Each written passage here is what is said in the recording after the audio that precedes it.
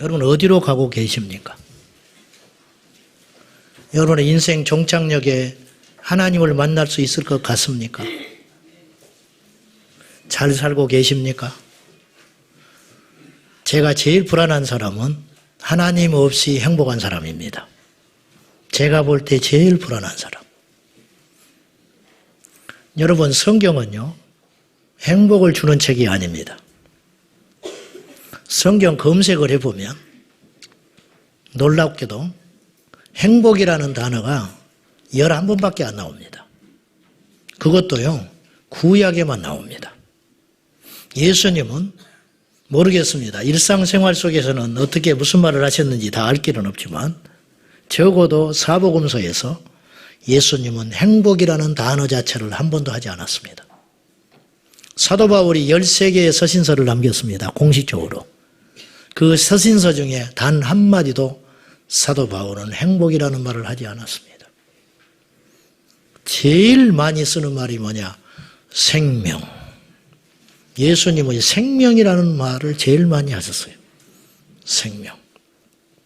우리가 예수님을 믿는 것은 사느냐 죽느냐의 문제이지 행복하냐 불행하냐의 문제가 아니라는 것입니다. 초점을 잘 맞춰야 돼요. 오늘 본문의 주제는 우리에게 두 가지를 이야기해요. 하나는 하나님의 영광이 가득한 성막은 어떤가? 두 번째, 하나님은 광야 이스라엘 백성들을 어떻게 인도하셨는가? 이 주제는 두 개가 연관이 없는 듯 싶어요. 근데 35절과 36절을 읽어보면 이 두 주제는 연관이 있습니다. 한번 봅시다. 다시 시작. 모세가 회막에 들어갈 수 없었으니 이는 여호와의 영광이 성막에 충만함이었으며 구름이 성막 위에서 떠오를 때에는 이스라엘 자손이 그 모든 행진한 길에 앞으로 나아갔고 35절 후반절에 보면 여호와의 영광이 성막에 충만하였으며 즉 충만했기 때문에 그죠? 충만했기 때문에 어떤 일이 벌어졌냐면 성막에서 구름이 피어올라서 이스라엘 백성들을 데리고 다녔다는 뜻이 인도하고 다니셨다. 그 말이죠. 여러분 하나님이 여러분을 지금 인도하고 계시다면 아무 걱정할 필요 없습니다. 우리 교회에 여호와의 영광이 충만하다면 우리는 아무런 걱정할 필요가 없습니다. 문제는 이것이 없다면 문제가 된다는 것이죠. 이 시대에 교회에 문제가 많다고들 하는데 윤리적인 문제, 재정적인 문제, 분열의 문제, 요약하면 이런 문제입니다. 그건 겉으로 드러나는 문제예요. 그보다 더 심각한 문제가 있는데 하나님의 임재가 없다라는 거예요. 토미 텐이라는 사람이 텐인가 테너인가 그분이 하나님 당신을 갈망합니다. 그 책을 썼습니다. 그 책에 보면 이런 내용이 나와요. 친구 교회에 집회를 갔는데 그날 여호와의 영광이 너무 강력하게 임해가지고 여러분 이 사건은요 구약 성경의 이야기도 아니고 신약의 이야기도 아니에요. 불과 몇십 년 전에 일어난 이 시대의 일인데 이분이 집회를 하러 갔어요. 근데 하나님의 영광과 임재가 너무 강하게 나타나 버린 거예요. 그래가지고 친구 목사님이 사회를 보려고 섰는데 갑자기 벼락친 소리가 콱 나더니 강대상이 이런 강대상이 이게 굉장히 튼튼합니다. 이 나무보다 더 튼튼해요. 이 강대상이 쪼개져 버렸어요.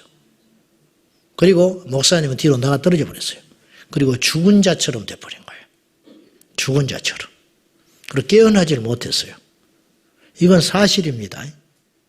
그리고 이 목사님이 강단에 섰을 때 예배당 안에 구름이 확 임해가지고 앞사람을 볼 수 없을 정도로 이게 초자연적인 역사인데 저는요 이걸 믿어요. 예. 그런데 이게 이제 구름이 중요한 게 아닙니다.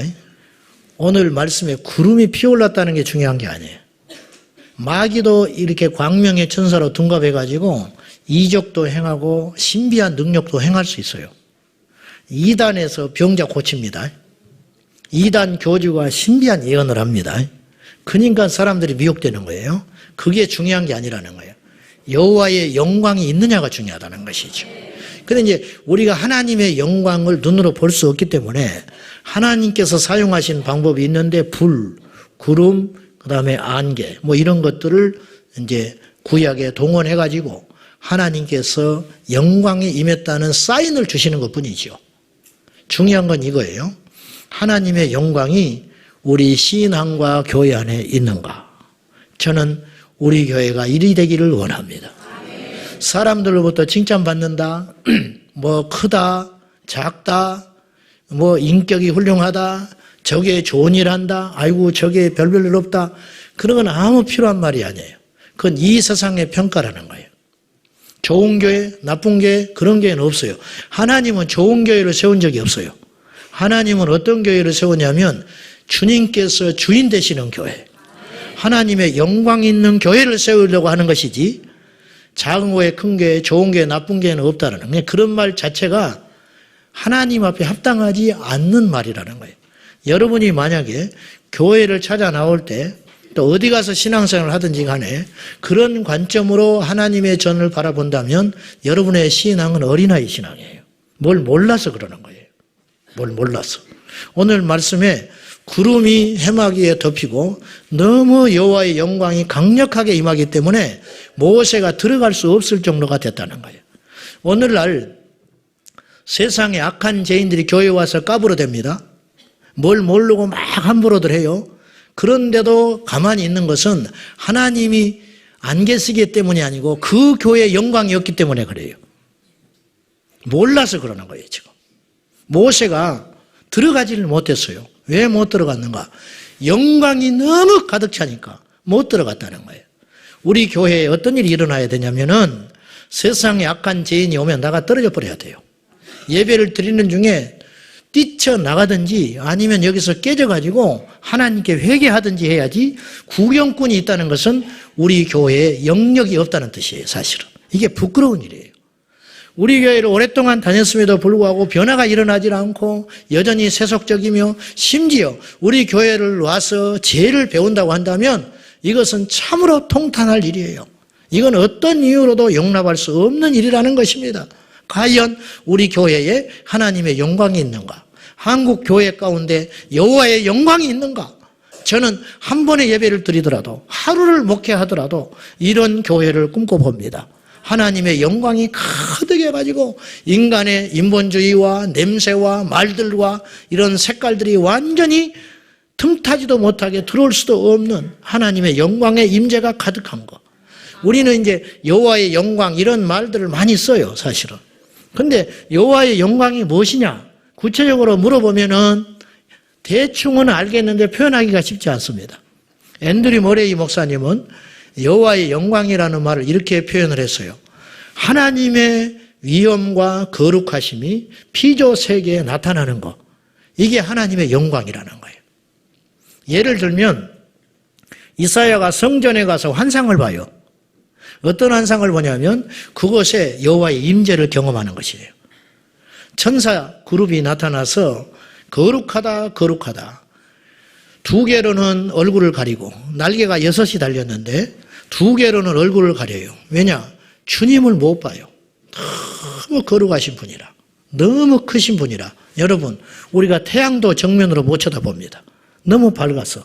하나님이 만드신 태양도 우리가 못 봐요. 근데 우리가 그분을 어떻게 봐요? 감히. 그래서 얼굴을 가립니다. 날개로. 두 날개로는 날개짓을 합니다. 그리고 두 날개로는 자기의 발, 수치, 부끄러운 걸 가리고 있어요. 천사도 그렇게 하고 있어요. 우리는 말할 것도 없는 것이죠. 그러면서 그 천사가 이렇게 하나님을 찬송해요. 거룩하다, 거룩하다, 거룩하다. 영거포, 그분의 거룩함을 찬양해요. 여호와의 영광이 이곳에 충만하도다. 막 노래를 불러요. 그걸 목격한 이사야가 어떤 반응을 보이냐면 감사하다. 너무 행복하다. 기쁘다. 그렇게 말하지 않습니다. 왕을 본다는 것은 굉장히 영광스러운 일이지만 두려운 일이기도 합니다. 그래야 안 그래요? 우리 교회 대통령이 왔어요. 좋은 일이죠. 어쨌든 나쁘다고 할 수도 있지만은. 근데 우린 굉장히 힘듭니다. 그죠? 나는 별로 안 반가워요. 원리도 없지만은 힘들다고. 우리가 좀 그렇잖아. 근데 하나님의 임재가 있는데 너무 감사하고 기쁘고 놀라운 일이지만은 두렵다고 말이에요. 두려워. 부활하신 주님을 목격한 여인들이 어떤 반응을 보였냐면 두 가지 반응을 보여요. 무덤에서 부활하신 주님을 목격한 여인들이 큰 기쁨과 두려움으로. 이게 당연한 거예요. 하나님 앞에 나올 때는 두 마음이 있는 거예요. 큰 기쁨과 두려움. 이게 정상적인 그리스도인이에요. 이것이 우리 안에 있는가? 여호와의 영광이 있는 현장에 우리 성도들이 가져야 할 마음은 큰 기쁨과 두려움. 이것이 있는 것이 정상적인 신앙이라고 믿습니다. 여러분들은 망하는 두려움을 갖지 말고 살리는 두려움을 가져야 돼요. 세상을 두려워하는 것은 망하는 두려움이에요. 근데 하나님을 향하여 두려워하는 것은 살리는 두려움이에요. 내가 지옥에 갈까 봐 두렵다. 이건요, 정상적인 것입니다. 이것조차가 없는 사람이 있을 수 있어요, 이곳에. 나는 지옥에 가는 것이 두렵다. 이것이 없다면 그 사람은 구원 못 받은 사람이에요. 많은 사람들이 구원의 확신을 주장하고 구원 받았는가 구원의 확신을 가지라고 이야기하는데 이거는 옳지 않습니다. 구원의 확신이 중요한 게 아니라니까요. 구원 받았는가가 중요한 것이지요. 구원 받았는가. 자, 그래서 우리는 하나님을 경외함으로 내 인생이 너무너무 소중하기 때문에 내 영혼이 너무너무 소중하기 때문에 내 영혼이 구원 받았는가에 대한 두려움이 있어야 한다 그 말이에요. 당연히 이건 살리는 두려움이다. 하나님께 예배할 때 과연 내 예배를 하나님이 받으시는가? 내가 설교할 때 과연 이 설교가 인간적인 소리인가? 하나님의 계시를 담고 있는가? 내가 두렵고 떨림으로 복음을 선포할 때 그곳에 생명의 역사가 일어나는 것이지. 자기 자랑이나 하고 앉아있고 시간이나 때우고 있고 끌적끌적 해가지고 어떤 이야기나 하고 있고 이건 만담이지 생명을 다투는 말씀은 될 수 없다라는 뜻이지요. 감히 말하는데. 세상에 오염된 자들이 교회에 오면 몸된 교회에 주의 영광이 가득하기 때문에 꼬꾸라져 버려야 한다고 말이지요. 우리 교회가 그런 교회가 될 수 있기를 예수님의 이름으로 축복합니다. 자, 그러면 한 가지 더. 하나님이 이스라엘 백성들을 인도하셨지요. 인도할 때 전제 조건은 여호와의 영광이 그곳에 임할 때 올바른 인도를 받을 수 있다 그랬어요. 하나님을 경외하는 자가, 하나님을 귀히 여기는 자가 인생에 실패할 확률이 적습니다. 하나님을 두려워하며 하나님을 신뢰하며 하나님을 어려워하며 그분을 앞세우며 노심초사 어떻게 하면 그분의 어떤 뜻에 의하여 내가 순종하는 삶을 살까 고민하는 자들이 인생의 승리자가 될 확률이 대단히 높다 그런 뜻이에요. 당연한 일이겠지요. 당연한 일. 자, 하나님께서 사울을 어느 날 떠나버려요. 기름 부었던 사울을 여호와의 영이 떠나버립니다. 그래도 사울은 여전히 왕이었어요. 그렇죠? 그래도 여전히 사울은 백성들의 왕으로 있었고 죽지 않았습니다. 그러나 그때부터 사울은 아주 위험한 상태가 된 거예요. 무엇이냐? 자기가 결정해야 돼요. 그리고 고스란히 그 결과에 대한 것들을 본인이 감수해야 된다 그 말이죠. 이게 위험한 상태라는 거예요. 여러분은 지금 어떤 상태에 있습니까? 여러분의 인생 가운데 하나님이 어떤 간섭을 하고 계시냐 그 말이에요.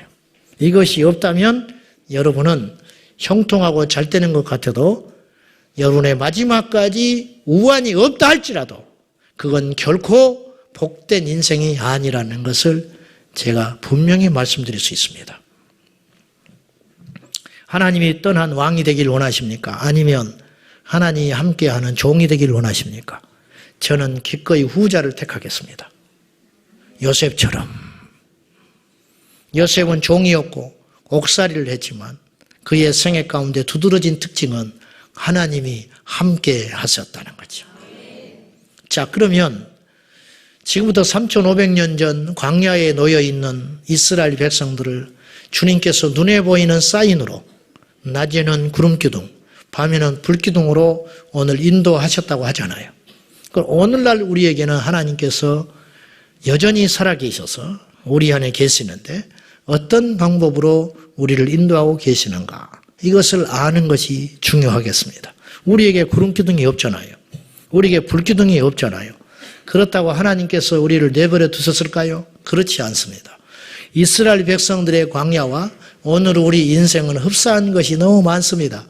그래서 흔히 우리 인생길을 광야길이라고 하지 않습니까? 이건 단순한 비유가 아니에요. 이스라엘 백성들이 광야에 놓여 있을 때 수많은 위험에 노출되어 있었어요. 산악지대가 아니죠. 무방비로 그냥 침략을 받으면 죽어버릴 밖에 없는 거예요. 물이 없습니다. 먹을 것이 없습니다. 우리 인생이 그와 같습니다. 언제 어디서 무슨 일을 만날지 모릅니다. 나이가 40대 후반, 50대 넘어가 보면 이제 직장에서 내가 위태위태해지기 시작합니다. 광야입니다. 광야.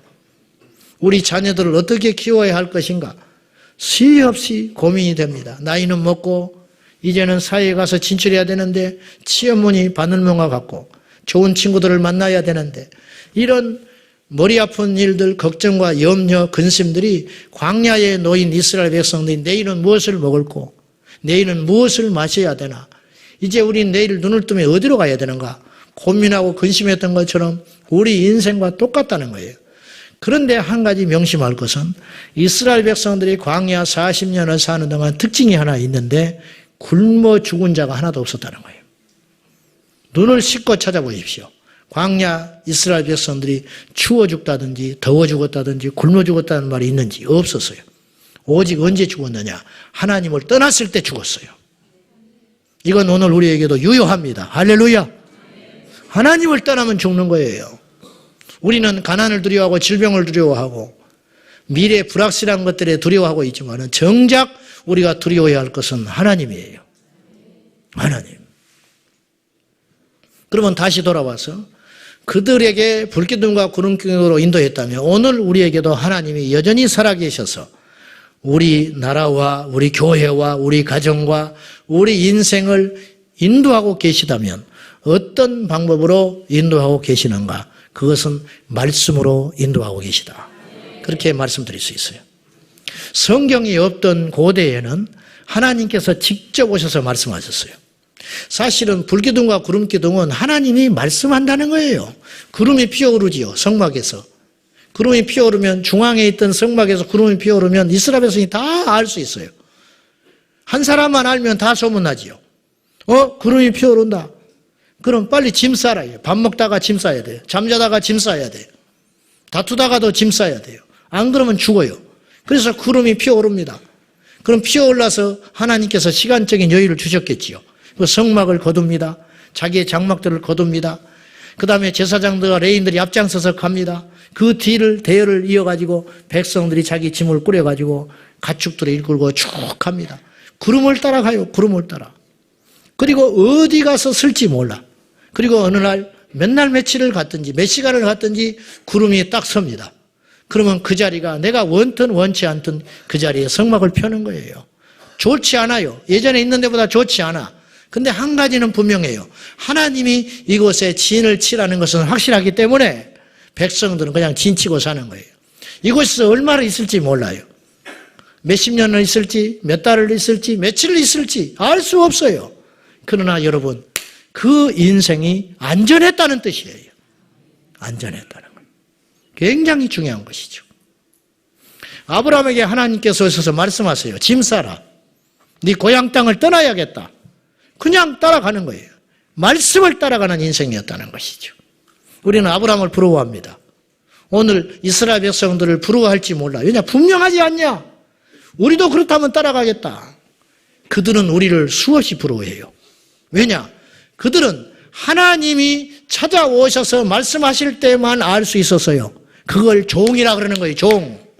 수동적으로. 그걸 백성이라 그러는 거예요. 우리는 백성이 아닙니다. 우리는 왕 같은 제사장이고 자녀가 되었어요. 즉 언제든지 알 수 있다 이거예요. 언제든지 누구도 하나님과 우리 사이를 막을 자가 없는 거예요. 천사가 막지 못합니다. 율법이 막지를 못합니다. 주님이 십자가에 죽으실 때 휘장이 찢어졌다는 것은 와라! 내가 용납하겠다. 그래서 이제는 능동적으로 24시간 우리가 맘만 먹으면 말씀을 펴서 그분의 뜻을 알 수 있는 엄청난 축복을 받게 되었다는 거예요.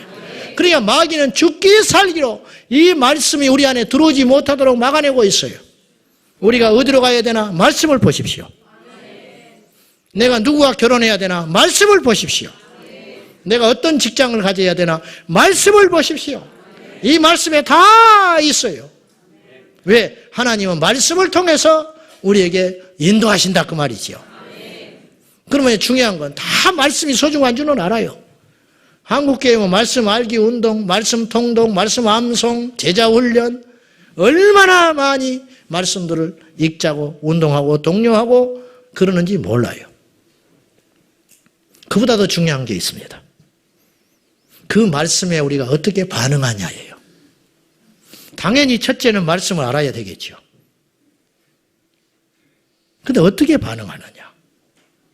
제가 학부 신학을 마치고 대학원 과정을 준비하면서 성경 고사를 준비해야 했어요.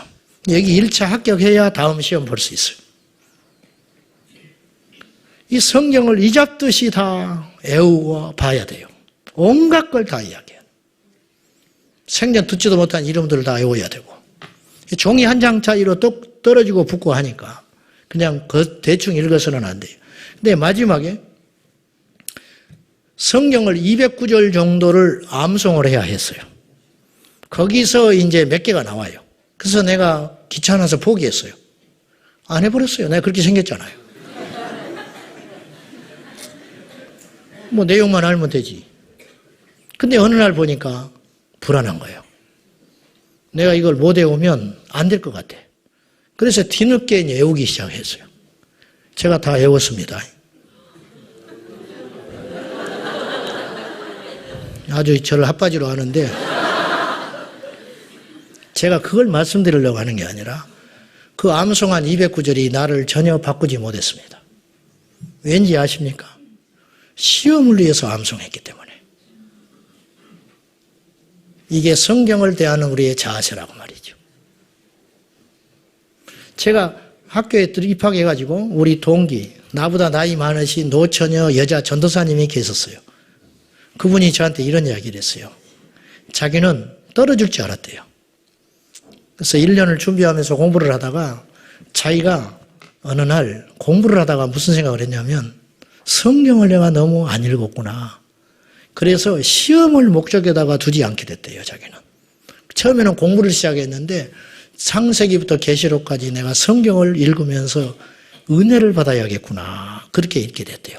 그래서 성경을 쭉 읽다 보니까 나중에 어떤 생각이 드냐면 시험을 봐야 된다, 합격을 해야 된다 이 생각이 다 사라져버리더래요. 그리고 이 성경 읽기에, 그리고 이 말씀을 그 달콤한 맛에, 그리고 자기가 계속 회개하면서 자기 삶을 바꾸는 축복을 얻었는데 덤으로 합격까지 했다고 이야기를 하더라고요. 목적을 어디에 두느냐 하는 거예요. 어떤 분은 성경을 속독을 해가지고 640번 읽었다는 분이 계시더라고요. 참 귀하다고 생각합니다. 그러나 또 다른 생각을 해보면 성경을 한 구절을 읽더라도 그 말씀이 나를 지배하고 나의 삶을 인도할 때 그 말씀은 능력이 된다는 것이죠. 어젯밤에 주님께서 저에게 갈라디아서를 읽을 마음을 주셨어요. 그 6장밖에 안 됩니다. 그걸 읽는데 1시간 걸렸습니다. 6장을 읽는데 1시간 걸렸어요. 왜 그러느냐? 진도가 안 나가는 거예요. 왜냐? 구절 구절이 살아있는 것 같아요. 이 구절 구절 말씀들이. 예수 그리스도로 말미암아 은혜와 평강이 있기를 원하노라. 이 말씀에 다 꽂혀가지고 더 이상 못 나갔어요.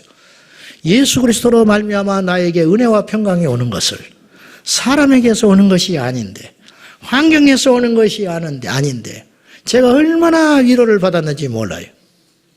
아, 요새 저 목사가 힘들구나. 그게 아니고 안 힘들어요. 뭐 전혀 힘들질 않는데 그 말씀을 통하여 내가 다시 한번 본질을 발견하는 거예요. 아, 하나님께서 나에게 주시는 은혜와 평강이라고 하는 것은 예수 그리스도로 말미암아 오는 것이구나. 이걸 제가 몰랐겠습니까? 알잖아요. 아는데도 불구하고 그 말씀에서 다시 꿈틀꿈틀꿈틀 살아있어가지고 그 말씀이 내 영에 들어오기 시작하는 것이 얼마나 놀라운 일이냐고 말이죠. 도슨 트로트맨은 내비게이터 선교회를 만든 분입니다. 이분은요, 어릴 적에 교회를 갔는데 성구 암송 대회가 있었다고 그래요. 그래가지고 29절을 외웠어요. 상을 타기 위해서. 그리고 이분이 교회를 떠납니다. 어떤 이제 교회에 못마땅한 걸 보고 교회를 떠나요. 그리고 그는 트럭 운전을 해요. 나중에. 트럭 운전을 하던 어느 날 그에게 오래전에 암송했던 요한복음 5장 24절 말씀이 그의 뇌리에 확 와서 박혀버렸어요. 내가 진실로 진실로 너에게 이르노니 내 말을 듣고 나 보내신 이를 믿는 자는 영생을 얻었고 심판을 받지 아니하나니 사망에서 생명으로 옮겼느니라. 이 말씀이 갑자기 자기 영혼의 길을 때려버리는 거예요. 영생을 얻었고 운전을 해도 밥을 먹어도 하루 종일 영생을 얻었고 그 말씀을 통하여 이 도슨 트로트맨에게 너는 영생을 얻었는가? 그때 이분은 무릎을 꿇었어요. 그리고 자기 생애 가운데 가장 최초로 진지한 기도를 드렸대요. 나는 주님 앞에 영생을 얻고 싶습니다. 나는 지금 영생을 얻지 못했습니다. 그리고 그가 그날 구원을 받았다고 합니다. 그날 이후로 그는 성경 암송에 몰입합니다. 트럭 운전을 하면서 천구절을 외웁니다. 그 말씀이 이분의 생애를 바꿔버려요. 그리고 내비게이터 선교회를 만듭니다. 교회를 왜 다니십니까? 장로 되고 싶어서 다니십니까? 복 받으려고 교회를 다닙니까? 틀렸습니다. 초점이 틀렸어요.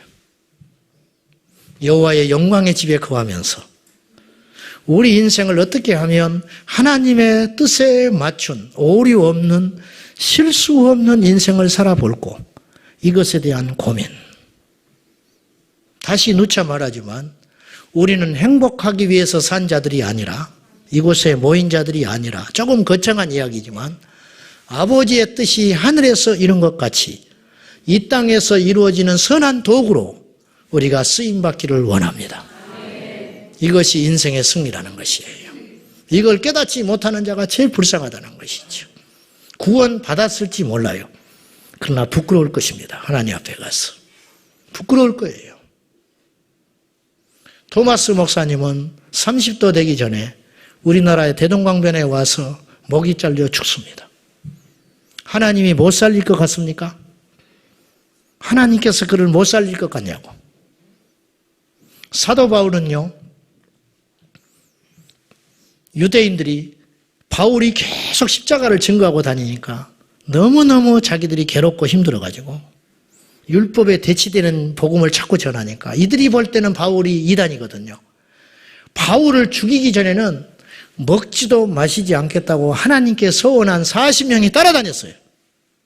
근데요, 우리가 천국에 가면 자세히 알겠지만 바울의 간증을 듣게 되겠지만은 그들의 손에 하나님은 건져주셨어요. 여러분 한번 보십시오. 40명이 죽이려고 덤벼들면 하루만 잡아낼 수 있어요. 왜냐? 바울이 은둔자가 아니잖아요. 어디든지 가서 복음 전했잖아요. 어디든지 왜 모르겠어요. 근데 신기하게도 그들의 손에 바울은 잡히지 않아요. 왜 그랬을까? 하나님이 지켜주고 보호해 준 거예요. 근데 어느 날 하나님께서 수고하고 애쓴 바울을 천국으로 데려가라고 마음먹으세요. 그래서 열도망 나서 죽습니다. 스데반을 하나님이 살리려면 못 살렸을까요? 천만에. 우리 예수 믿는 우리는요, 눈이 열려야 돼요. 어떤 눈이 열려야 되냐면 마지막 결과를 보고 한 사람의 생애를 판단하는 우를 범하면 안 돼요. 기독교 신앙은 과정이에요. 과정. 요셉이 총리가 됐기 때문에 하나님께 영광 돌리는 게 아니에요. 요셉이 종살이를 하든 옥살이를 하든 하나님 앞에 거룩하게 하나님 앞에 온전한 믿음으로 살았기 때문에 그 삶이 아름다운 거예요. 그렇게 살았다 할지라도 죽은 사람이 얼마나 많은지 몰라요. 그렇게 살았음에도 불구하고 망하는 인생이 얼마나 많은지 몰라요. 그러나 우리는 그들을 함부로 판단할 수 없습니다. 왜냐?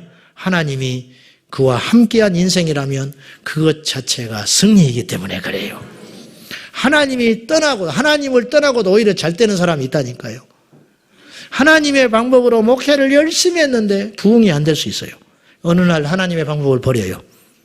인간적인 수를 쓰기 시작해요. 그런데 교회가 부흥되기 시작해요. 이건 저주요 심판입니다. 그렇지 않나요? 그건 옳지 않습니다. 저는 기대합니다.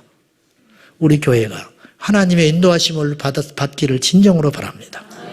그러면 요셉의 생애를 봐서 알다시피 하나님의 뜻은 선명하지 않습니까? 그렇잖아요. 하나님의 뜻은요, 예나 지금이나 선명하고 똑같아요. 그리고 이 말씀은 오류가 없기 때문에 옛날 말씀이라 해도 오늘 우리에게 유행이 지난 말씀이 하나도 없어요. 감사함으로 받고 먹으면 이 말씀들은 오늘 또 살아서 꿈틀거리는 나의 말씀이 되는 거예요. 중요한 건 이거예요. 이 말씀을 우리가 어떻게 반응하느냐예요. 어떻게 반응하느냐. 그건 두 가지입니다. 거룩과 순종입니다. 구름이 피어올라도 이스라엘 백성이 따라가지 않으면 이스라엘 백성들은 망합니다. 순종하는 거예요. 여러분에게 다 경험이 있습니다. 여러분에게 다 생각이 있습니다. 여러분이 하고 싶어 하는 어떤 의지들이 있을 것입니다. 과연 그것들이 하나님의 말씀에 근거한 것인지 살펴보셔야 됩니다. 그렇지 않다면 아무리 기하고 사람들이 그 길을 박수를 친다 할지라도 내려놔야 됩니다. 이게 순종이죠. 순종. 그래서 인간적인 교회가 있고 하나님께서 임재하신 교회가 있는 거예요. 사실은 교회는 이 두 교회밖에 없어요. 교단, 교파 중요하지 않습니다. 두 개밖에 없어요. 또 하나는 요셉의 생애를 봐서 알다시피 거룩해야 됩니다. 내가 하나님 앞에 어찌 득지하겠는가. 요셉은 총리 되려고 그런 생각을 한 게 아니라니까요. 죽을 수 있어요. 자기는 자기의 목숨을 그 시간 던진 거예요, 사실은. 그런데 뜻하지 않게 그에게 복이 열린 거예요. 이게 하나님이 하시는 일이에요. 할렐루야. 우리는 하나님을 신뢰할 때 어떤 것을 신뢰해야 되냐면, 오늘 하나님 의심하는 분, 고난이 너무 길어지니까 조금 의심하는 분, 지치신 분들 있죠. 저는 위로하려고 이 말 하는 거 아닙니다. 냉정하게 따져보십시오. 앞으로도 제 생애 가운데 어떤 미래가 펼쳐질지 모르지만 저와 여러분이 한 가지 분명히 신뢰하고 의지할 것이 있는데, 믿어야 할 것이 있는데, 그것은 뭐냐면 첫째, 하나님이 우리를 인도하고 계시다는 것. 두 번째, 하나님께서 우리를 반드시 선한 길로 데려가신다는 것. 이걸 신뢰하셔야 돼요. 내 자식이 입시 때가 되면 목사를 마음 아프게 하는 일이 있어요. 시험을 망치는 애들이 나와요. 원래 망치는 것들은 뭐 상관없어요. 원래 망치는 것들이니까 뭐 갑자기 잘 되는 게 이상한 거예요. 그건 하나님의 도우심이 아니고 그거는 그냥 자기가 착각해서 어떻게 써버린 거예요. 근데 평소에 모의고사 정도만 봐도 되는데 안 되는 친구들이 가끔 등장해요. 그럼 제가 그 말을 들으면 너무 가슴이 아파요. 왜 그러실까? 근데요, 그렇게 하신 하나님의 뜻을 아는 데는 오랜 시간이 걸리지 않아요. 몇 년이 지나면 알 수 있어요. 다 하나님의 뜻이 있었구나. 이게 그냥 위로받는 게 아니라니까요. 우리 인생에 지체될 때가 있습니다. 원치 않는 길로 나를 데려가실 때가 있습니다. 그러나 우리가 하나님을 신뢰하는 믿음이 있고 내가 걸어온 걸음이 부끄럽지 않다면, 하나님께 범죄한 길이 아니라면 결과를 절대로 두려워하지 마십시오. 하나님이 우리를 보고 계시고 인도하고 계시고 알고 계시기 때문입니다. 할렐루야. 기도하십시다. 오늘 또 우리에게 말씀하신 하나님을 찬양합니다. 내가 너를 인도하겠다. 내가 너를 지켜주겠다. 그렇다면 이제 더 이상 우리 얼굴에서 불안함과 수심을 내려놓고 한나처럼 여호와를 신뢰함으로 찬송하게 하여 주시옵소서. 감당할 수 없는 시련을 허락지 아니하시는 맞춤식으로 환난을 주신 하나님을 찬양합니다. 이길 수 있기 때문에 허락하신 하나님을 찬양합니다. 사랑하는 아버지 하나님, 우리 성도들의 길을 인도해 주시옵시고 이스라엘 백성들을 광야에서 인도하셨듯이 오늘도 우리를 말씀으로 인도하여 주옵소서. 예수님의 이름으로 기도하옵나이다. 아멘.